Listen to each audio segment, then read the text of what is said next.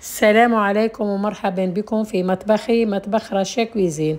جبت لكم اليوم المقرود الصغير. ما تنساوش تابوني وديروا لي جيم. تفضلوا تشوفوا معاي طريقة تحضير المقادير. في قصعة حطينا 3 كيسان سميد نوعية جيدة. الكاس يهز 250 مليلتر، مع رشة ملح،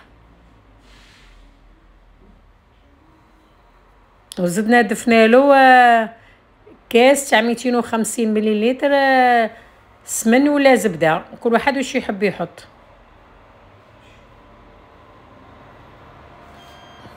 نحكوه مليح مليح.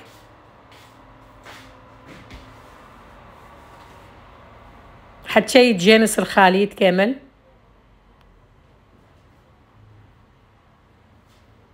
من بعد بنفس الكاس ماء، ونبلوه كامل.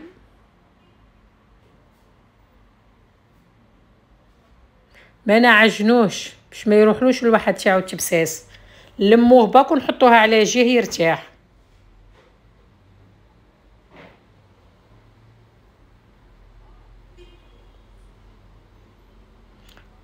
ونغطيوه.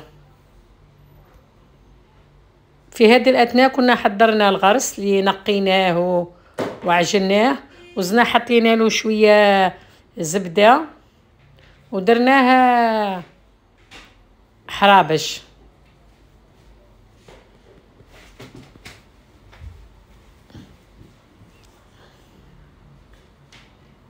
كي ترتاح العجينه مني ونهزو بشويه، نحلوها بالطول ونحطوا لها كميه الغرس ونلموها،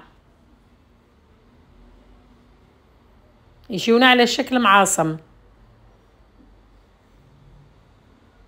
من بعد نبداو نحلو فيها.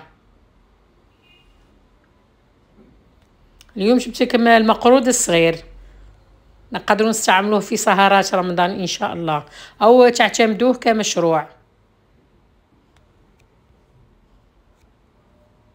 ربي يدخلوا علينا بالصحه والهنا. ها ونقصوه صغار صغار، نعاودوا نقدوهم. وفي هذه الاثناء نحطوا كاسرونه على النار متوسطه بكميه تاع زيت، ونبداو نقليو فيهم.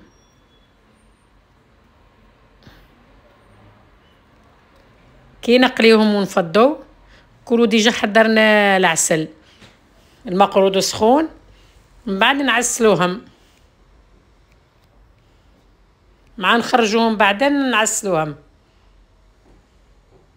كيما قاعدين تشاهدوا فيهم.